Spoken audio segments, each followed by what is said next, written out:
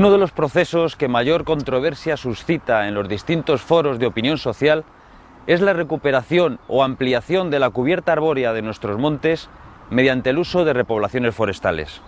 Esta actividad, como cualquier otra a gran escala, se cobra su correspondiente tributo, pero hay que desterrar las afirmaciones generalistas e infundadas que sostienen que las repoblaciones solo han aportado efectos negativos al panorama forestal español. Aunque gran parte de las repoblaciones forestales en nuestro país fueron realizadas con carácter protector, a lo largo de este capítulo mostraremos aquellas cuyo único objetivo es la producción de madera.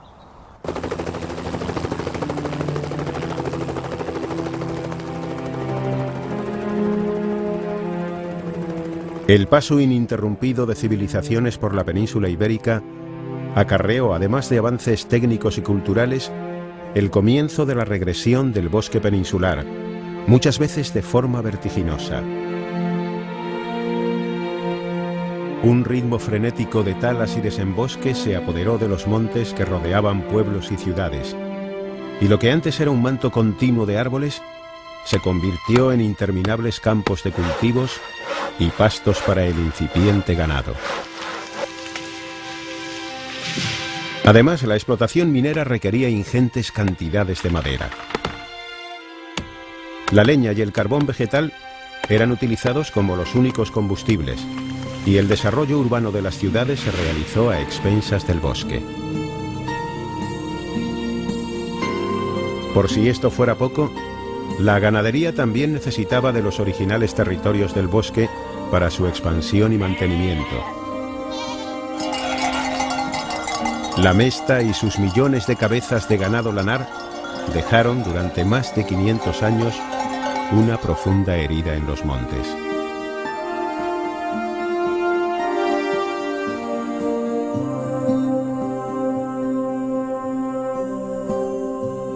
A finales del siglo XV, con una población de 9 millones de habitantes, el descubrimiento de América supuso para España un episodio histórico que necesitaba de enormes cantidades de madera de primera calidad para la construcción naval.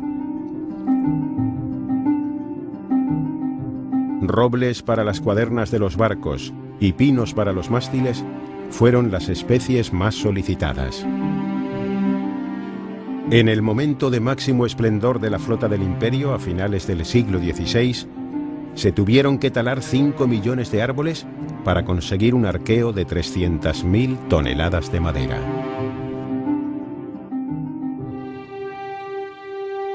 Al bosque todavía le esperaba una última contienda.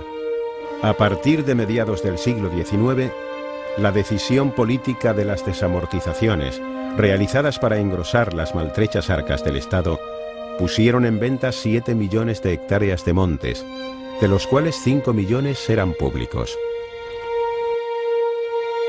Muchos de los bosques que habían sobrevivido a cientos de años de guerras, roturaciones e incluso a la mesta, pasaron a manos particulares con un futuro bien previsible: su corta o su roturación.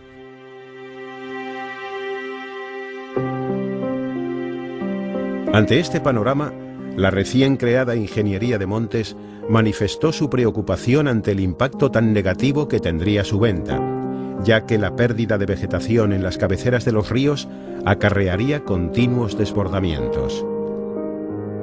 Las previsiones, desgraciadamente, se confirmaron, y en 1869 el río Júcar sufrió una de sus peores crecidas. Le siguieron las del Guadalentín, Ebro, Jiloca y Ter, que además de las pérdidas materiales, dejaron innumerables víctimas. En todos los casos, la causa de la catástrofe era la misma: la pérdida sistemática de los bosques en la cabecera de los ríos. Ante la presión generada, se nombran las primeras comisiones de repoblación. En 1890 se crean las Brigadas de Ordenación Forestal, y en 1901 las Divisiones Hidrológico-Forestales, que comienzan a actuar en diferentes cuencas que tenían un pasado catastrófico, logrando mitigar la acción de los fenómenos torrenciales. En octubre de 1935, el gobierno republicano aprobó la Ley de Creación del Patrimonio Forestal, uno de cuyos objetivos era precisamente favorecer la repoblación con especies de crecimiento rápido. La guerra civil impidió la aplicación de la ley, pero la dictadura franquista se encargó de acometer un ambicioso plan de repoblaciones ampliamente criticado, tanto por las especies elegidas como por los métodos utilizados para llevarlas a cabo, pero que sin duda supuso un revulsivo para los maltrechos montes españoles. Este plan, desarrollado por los ingenieros de montes Joaquín Jiménez Embún y Luis Ceballos en 1939, partía de la posibilidad técnica de invertir el proceso de degradación forestal mediante la repoblación con pinos, dando a estas masas en muchos casos una función transitoria como formadora de suelo para especies más exigentes y de esta manera recuperar los bosques de frondosas en los lugares donde existieran suelos dispuestos a admitirlas. Las autoridades franquistas se quedaron solo con una parte del plan y eliminaron del mismo a los padres de la idea, repoblando exclusivamente con pinos. La utilización de maquinaria pesada para los aterrazamientos no estuvo exenta de grandes críticas a la actividad forestal.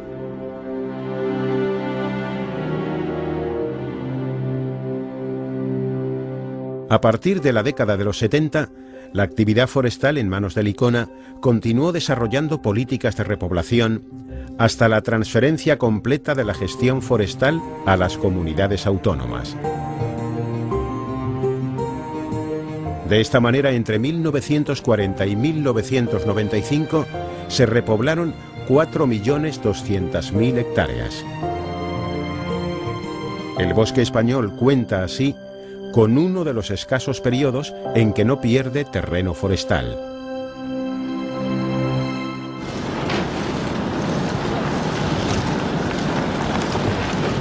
Hoy, la mayor parte de la madera que abastece la industria de primera transformación procede de grandes repoblaciones, extensos bosques artificiales cuyo objetivo principal es la producción de árboles. Una incesante entrada de madera y su posterior transformación debe ser capaz de satisfacer la demanda actual del mercado.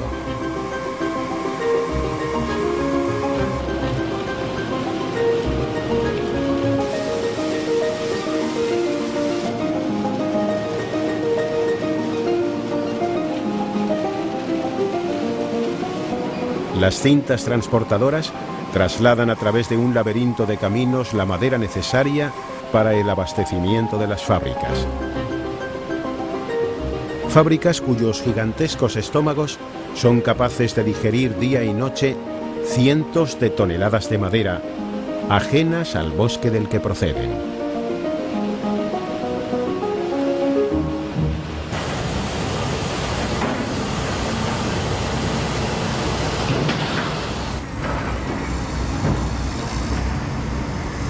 Mientras que las necesidades de madera y celulosa sigan siendo las actuales, las repoblaciones productoras son imprescindibles. Una de las especies que más contribuye al abastecimiento de madera para la industria de desintegración es el eucalipto. Sobre esta especie se ha dicho de todo, desde invasora hasta oportunista. Lo que sí es cierto es que detrás del eucalipto existe una industria de primera transformación que genera riqueza. Un claro ejemplo de ello ocurre aquí, en Galicia, donde el eucalipto se ha convertido en el protagonista de su paisaje. Ajeno a la polémica, el eucalipto blanco, o Eucalyptus globulus, se desarrolla en Galicia y en gran parte de la cornisa cantábrica, gracias a su adaptabilidad y a las favorables condiciones climáticas. En España, los eucaliptares cubren un total de 450.000 hectáreas, lo que representa un escaso 3,5% de la superficie forestal de toda España.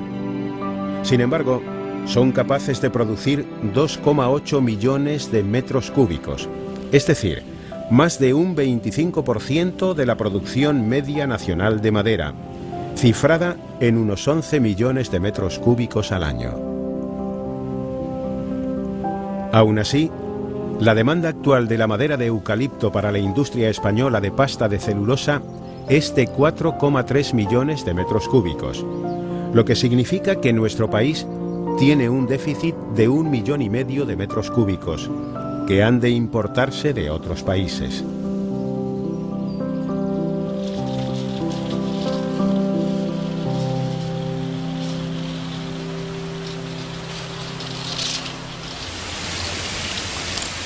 Diferentes viveros producen las especies que los propietarios y las industrias reclaman para sus plantaciones. Desde su llegada a los montes españoles, las variedades tanto del eucalipto blanco de aquí, de Galicia, como del eucalipto rojo instalado en el norte de Huelva, han sido estudiadas, seleccionadas y manejadas para aumentar sus rendimientos y hacerlos más resistentes a sus plagas naturales.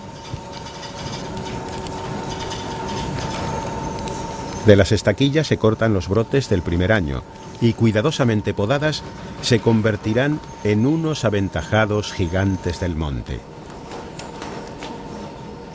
La plántula se selecciona de árboles llamados plus por su especial adaptación y rendimiento. Velocidad de crecimiento, menor proporción de copa, menor cantidad de corteza, rectitud o capacidad de brotar de cepa son algunos de los requisitos para que un eucalipto sea el elegido como padre de una nueva generación.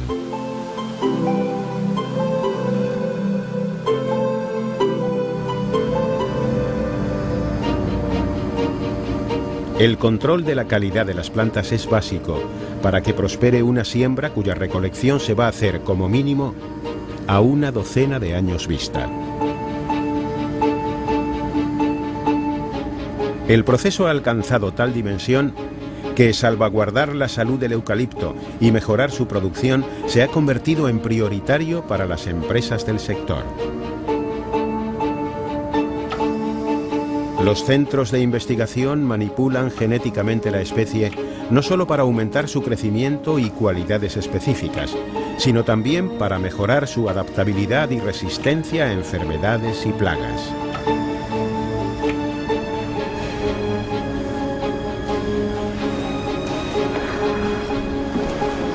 Este proceso pasa por una selección inicial de la semilla. Para ello se mantienen unas parcelas de ensayos genéticos, 8 en el suroeste y 7 en el norte, donde se encuentran unos 95.000 ejemplares en experimentación, que representan la totalidad de las procedencias del área de distribución natural del eucalipto, Australia y las islas de Bass y Tasmania.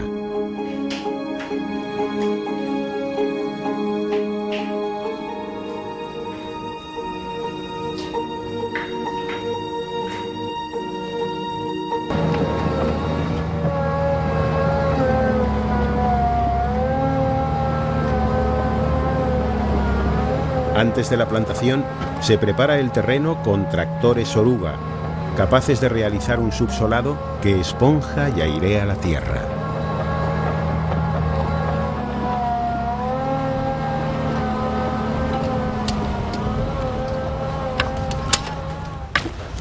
Entre 600 y 800 plantas se colocan por hectárea, con un espaciamiento que dependerá de factores como la calidad del suelo, las necesidades de la mecanización posterior o las características de la masa deseada.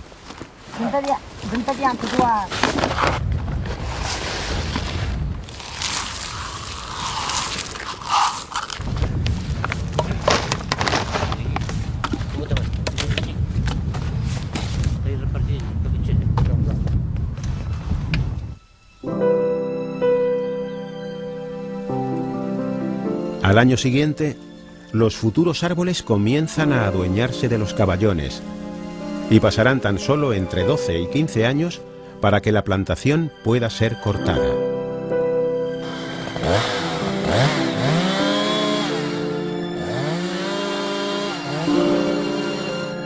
Sin haberle siquiera dado tiempo a ser un aprendiz de bosque, los árboles se talan aunque pocas especies como esta, con tan efímera vida, son capaces de igualar su producción. Se cortan a hecho, es decir, la parcela entera, como si la motosierra del operario fuera la hoz del agricultor. No se discrimina ninguno, ni por altura ni por diámetro. Todos pertenecen a la misma cosecha. La homogeneidad de los fustes, la escasez de ramas y la eficiencia del descortezado en verde ha favorecido la aparición de procesadoras que minimizan los trabajos de campo, abaratando además los costes. Al descortezar y trocear en el monte, los residuos se pueden triturar posteriormente en el lugar y el suelo vuelve a recuperar parte de los minerales empleados para el crecimiento del árbol. A partir de aquí, comienza su viaje a una planta de fabricación de pasta de celulosa, destino de la mayor parte de la producción de eucaliptos. Aunque no es esta su única utilización, ya que cada vez más otras industrias, como las del aserrado, tableros de fibras, tableros de partículas, parquets, o esta de tableros contrachapados, elaborados con chapa de desenrollo, demandan madera de eucalipto.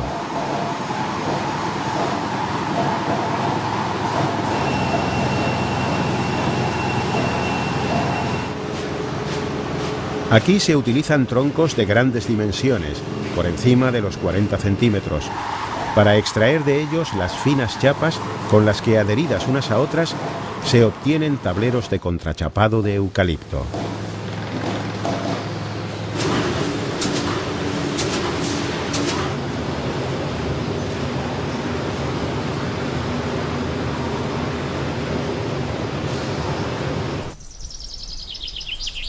En el País Vasco, las plantaciones forestales comenzaron a desarrollarse durante el primer tercio del siglo XX, no sin antes ensayar la viabilidad de más de 20 especies diferentes como ciprés de Lawson, pino oregón, pino laricio o incluso algunas especies de eucalipto. Sin embargo, a diferencia de Galicia, aquí la especie elegida debido a su respuesta productora fue el pino radiata. Con una superficie en torno a las 150.000 hectáreas, aporta anualmente algo más de 1,5 millones de metros cúbicos de madera. La lamentable situación en la que se encontraban los montes del País Vasco a mediados del siglo XIX propició que políticos, técnicos y propietarios particulares acometieran una intensa labor repobladora. En 1918, la provincia de Vizcaya estaba desarbolada en un 60%.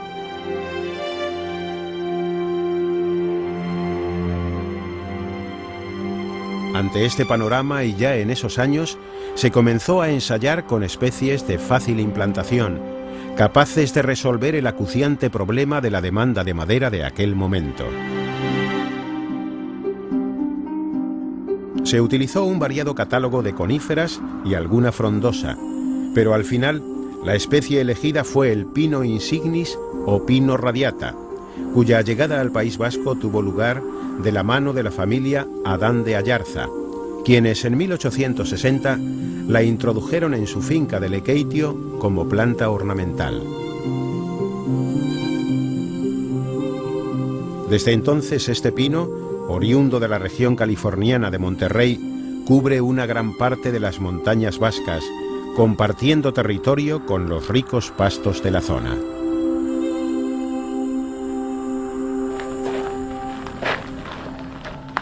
Al igual que aquí, otros países como Chile y Nueva Zelanda también han introducido esta especie con el único objetivo de obtener madera de forma rápida. Y es muy frecuente que entre estos países y España se realicen intercambios de semillas para mejorar la producción y aumentar la resistencia de la especie a sus plagas específicas. Tampoco se pierde la oportunidad de inocular hongos comestibles en sus raíces para comprobar su asociación y viabilidad, como en este caso, en que el cepellón se ha micorrizado con Boletus edulis.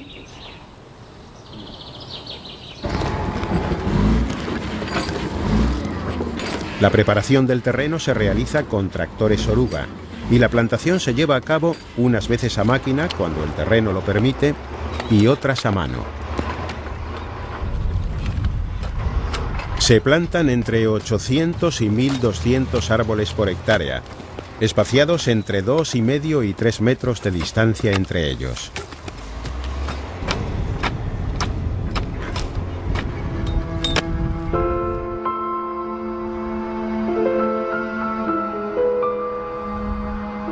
Un mosaico de color verde corona unos montes en los que prados y pinos parecen competir por el espacio y donde líneas imaginarias separan las nuevas plantaciones de las que están a punto de ser cortadas.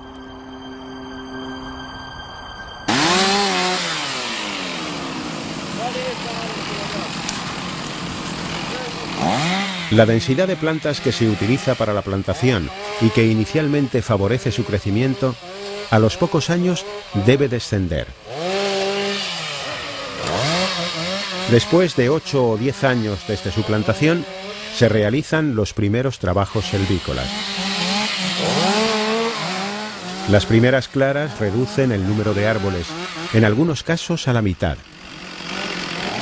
De esta manera se rebaja la competencia y se favorece el crecimiento del árbol.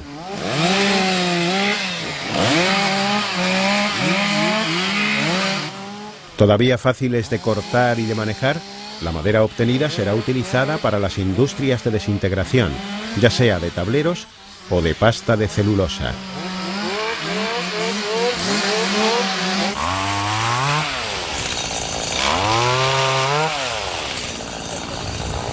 Más tarde, serán pértigas con sierras las que alivien a los árboles de ramas secas o innecesarias.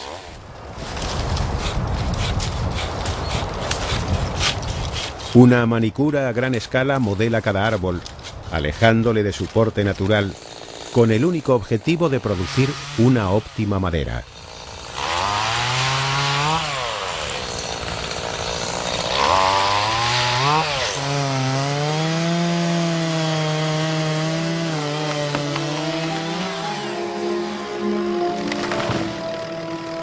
Con menores densidades de las iniciales, acicalados por la pértiga y con el mimo que requiere una plantación monoespecífica, cuando los árboles alcanzan edades entre 25 y 40 años, el bosque deja de serlo.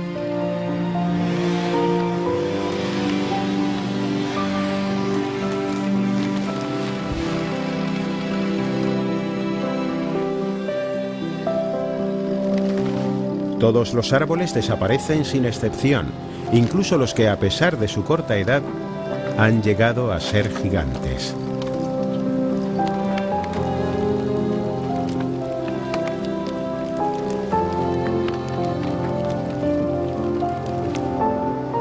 Poderosas máquinas arrastran miles de metros cúbicos de madera, que pronto las ávidas fábricas en frenética actividad transformarán en tableros, muebles o pasta de celulosa.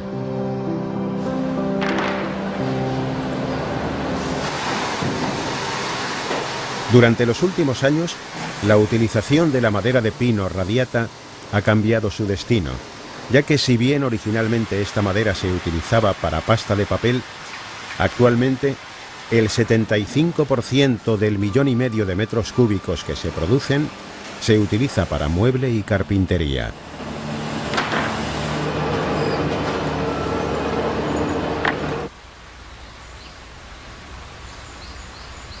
Durante los próximos años es previsible que el consumo de madera en España aumente paulatinamente. Si nuestros montes no son capaces de producir la madera que consumimos, esta deberá ser importada de otros países. Con las repoblaciones de eucalipto y de pino radiata, no solo paliamos un importante déficit comercial, sino que con su presencia evitamos la corta de bosques primarios. Con lo cual, este tipo de bosque también cumple su papel de bosque protector.